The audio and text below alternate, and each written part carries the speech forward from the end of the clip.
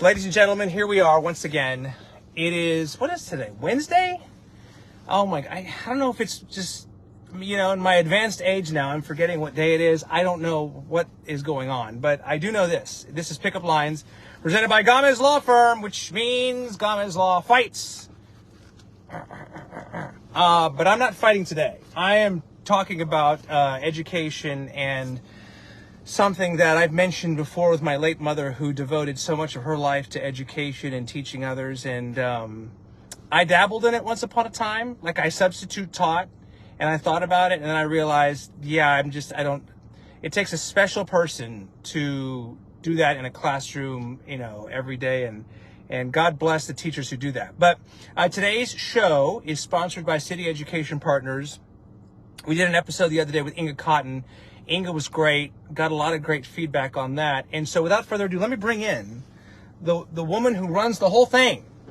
Dalia Flores Contreras is here, the CEO of City Education Partners. Welcome in to Pickup Lines. It's great to see you. It's good to see you too. How's everything? Great. Okay. Yes. Okay. This is I love your car. It's so comfy. Well, thank you very much. As soon as I get a car sponsor or a limousine or something, I'll upgrade it and we'll have something even nicer. But so this is it for now. It's great to see you. I've been learning a little bit about your organization, about City Education Partners, and as I was just saying, I do have a place in my heart for educators. And I've got 3 kids too, and they've been blessed with great teachers over the years. Before we get to your organization, I wanted to get a sense of kind of your journey, because you're a product of San Antonio. Yes. You went to what, got 2 degrees? I got 2 degrees. So how did it all begin, and what are your earliest memories of, I think I want to go into education? Yeah. So I grew up in the west side of San Antonio off of General McMullen and Cesar Chavez before it was called Cesar Chavez. Mm-hmm. My grandmother was a Pentecostal preacher, and my father a truck driver, and God was always a part of our upbringing and the culture of the west side, and going to Brackenridge Park and seeing the lowrider cars and Easters there. So San Antonio just runs through and through. But I had, a difficult upbringing as well. My parents divorced while I was young. I went to 19 different schools before graduating high school. 19? 19 different schools, moved around 19 different times. And so when I went into high school in Lytle, of all places, Lytle, Texas is where I graduated, I was functionally illiterate. And going in as a 9th grader, should be 10th grader, because I did fail a grade. I also dropped out for a little bit and was in the involved in gangs and the juvenile justice system, just a lot of different challenges, right? What a lot of our most vulnerable students face. And so I had, quite a few teachers who thought it was too late, but I did have 3 shining stars who I owe so much to. And one of them, I'm going to tag her on here because she's actually still teaching and substitute teaching. I think her kids went in. Miss McGuire was one of my most powerful allies in school, and I always say that she's great teachers are like realtors. Mm-hmm. I don't know if you've ever told a realtor what you want, and you go see the first house, and you're like, "Did we not talk? I didn't want carpet.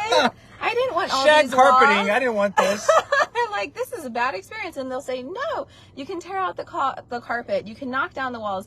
They see homes for the bones, for the possibilities. Curb appeal and the bones. What's possible. And great teachers do that. And Miss McGuire and others did that. They saw me for my potential. They treated me that way every day, whether I deserved it or not, until I saw that for myself. And that really saved my life and got me to where I was able to graduate top 10 of my class, go to Palo Alto, and then UTSA, and become a teacher. You said graduate top 10 in your class? Mm-hmm. There were 86 of us, but top 10 still matters. Hey, no, I went to a small private school, and I was not top 10, but I get it. And so, but I'm trying to visualize kind of the ups and downs. I mean, it sounds like you were in a tough place at some point, and if somebody had seen you in your youth, they would have probably said, I just don't see it. Or she's certainly not going to be the CEO of a big nonprofit. The first time I became a principal, I walked into my principal office, and I sat at the principal's desk. And I looked across, there's always 2 chairs across the desk. And I was like, I've been in this office quite a few times, just never quite on this side of the desk. That's crazy. And that, recognizing that, just the power of the role, the importance that you could play in a child's life, how you could really shape the trajectory. You can't control what's happening at home, but Yeah. kids spend so much time at school.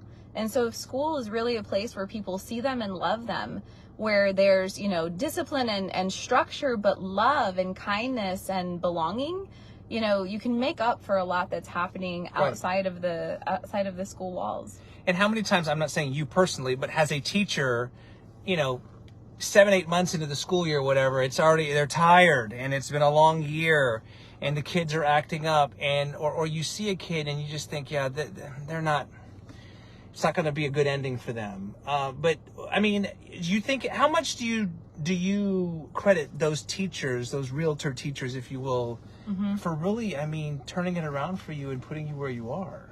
Oh my goodness, it was huge. I mean, I, you know, had such a difficult yet challenging, I wouldn't change any of it, right? I Really? wouldn't change any of my upbringing, my childhood, the obstacles.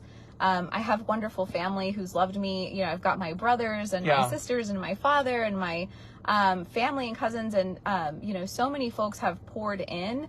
But those teachers really, you know, from an academic perspective, they put me, I'll never forget, Miss McGuire was like, you need to be an extemporaneous public speaking. And I was like, well, I don't even know that I can say extemporaneous. And what is that? You want me to be in front of people?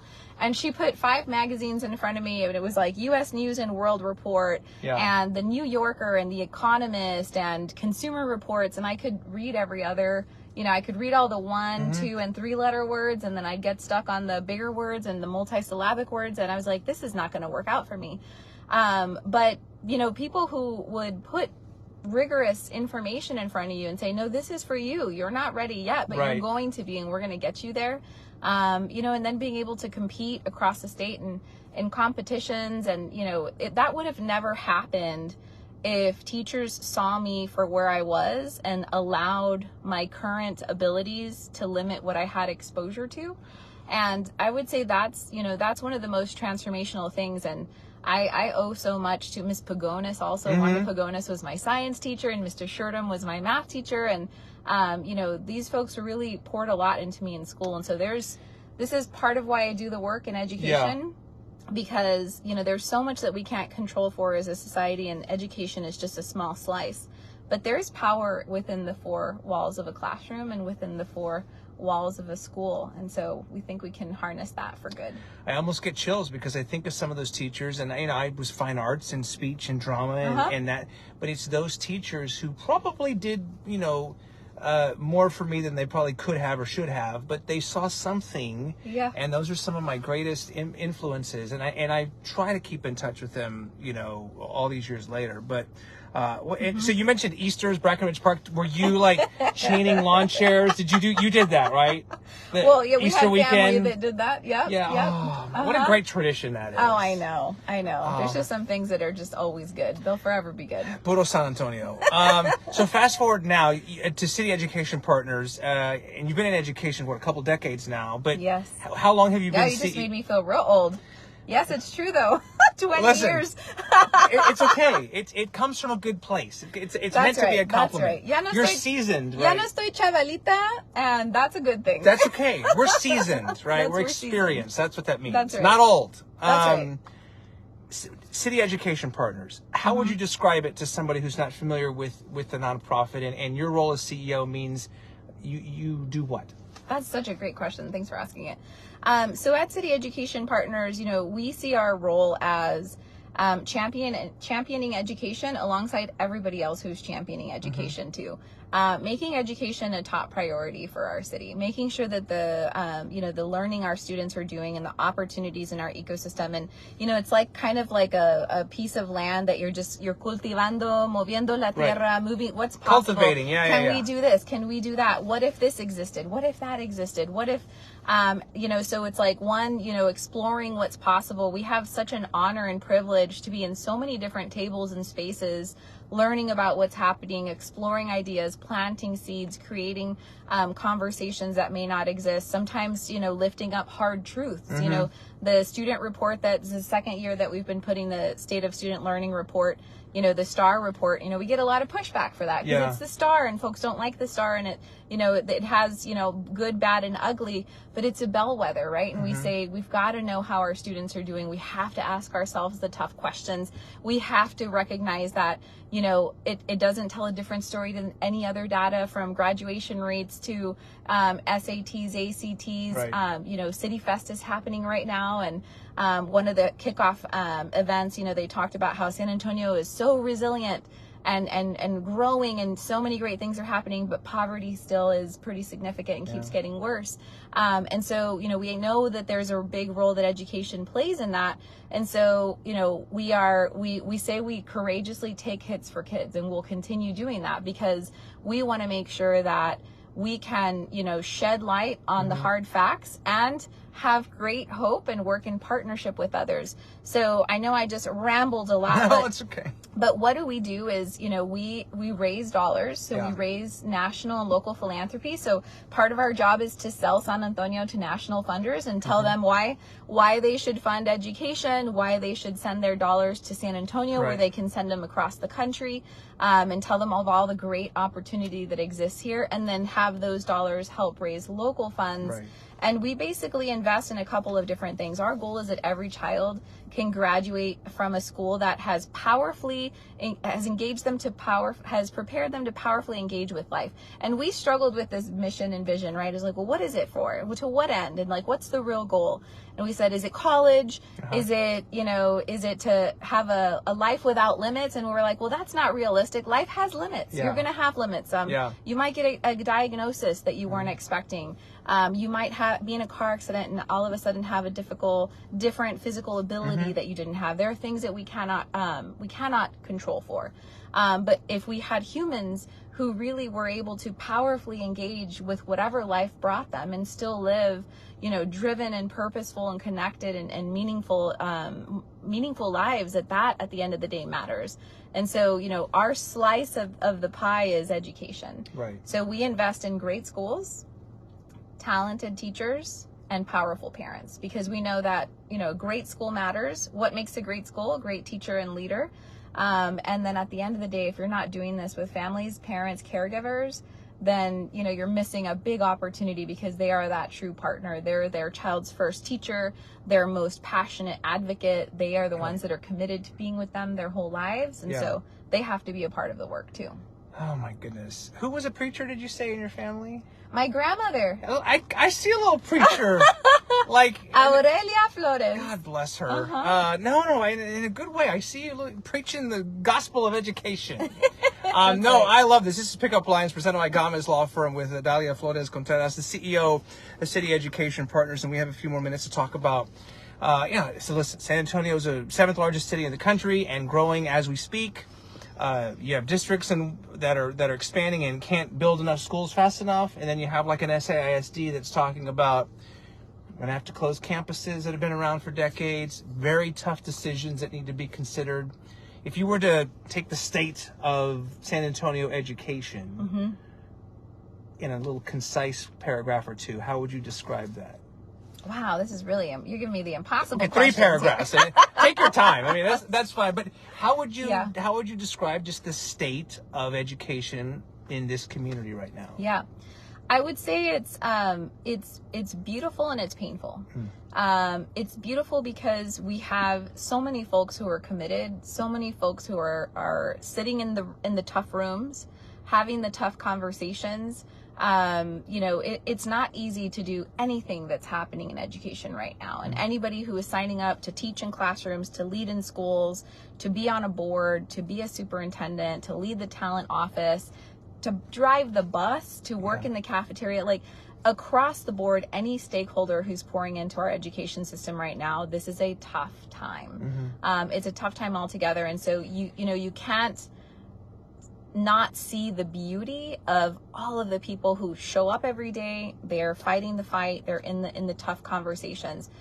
the fact that we have superintendents that are and boards that are stewarding these difficult conversations, the issue in SAISD didn't happen overnight. Yeah.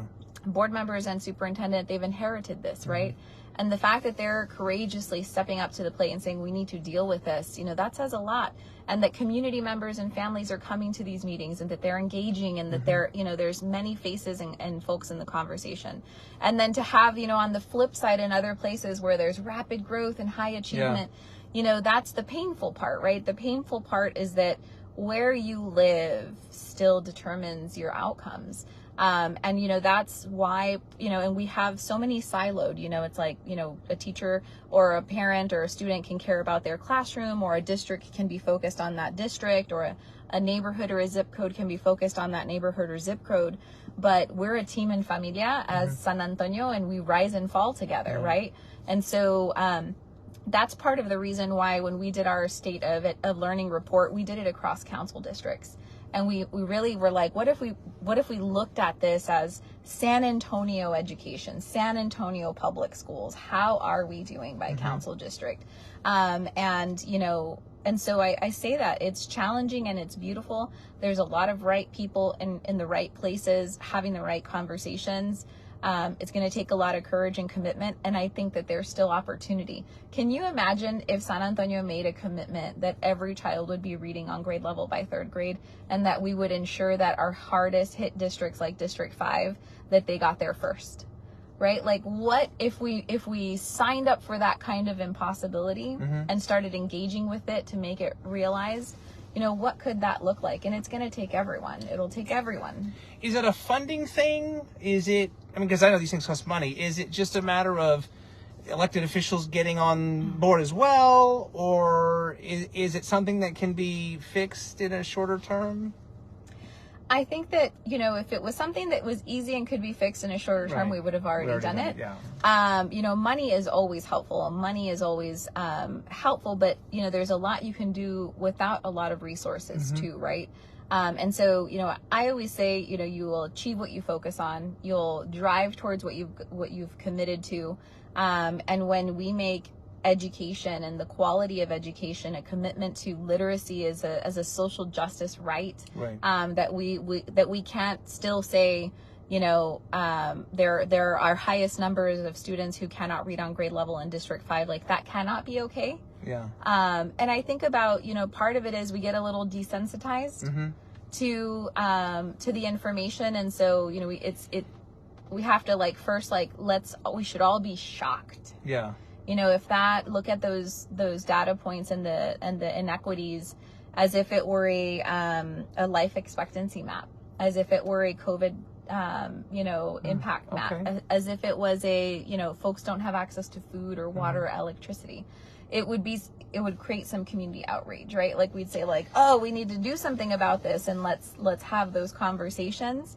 But there are places in this community that don't even have internet. Right? Internet deserts, or what are they called? That's right. That just stuff. We're just take for granted doing this show uses this internet. This is not accessible to everyone. You could not do this in certain parts of right now. Right. Yeah. Which is crazy to me. That's right. Much less, turn on a computer or something get on the internet or anything. If you make literacy, there have been folks I know the mayor of New York made a whole task force around dyslexia. It's like we have shown what's possible when we put a stake in the ground. We've done that in so many ways in San Antonio, pre-K for SA. We've made some big strides on the digital divide. And so it's like what you make a priority and a focus. We're doing so much around workforce, which is excellent. It's so needed. And when you trace back the root of why do we even have to do everything we're doing within the workforce as a reactive state, it boils down to the quality of education. Yeah. And so I'm really excited because, there's a lot of people saying the same thing.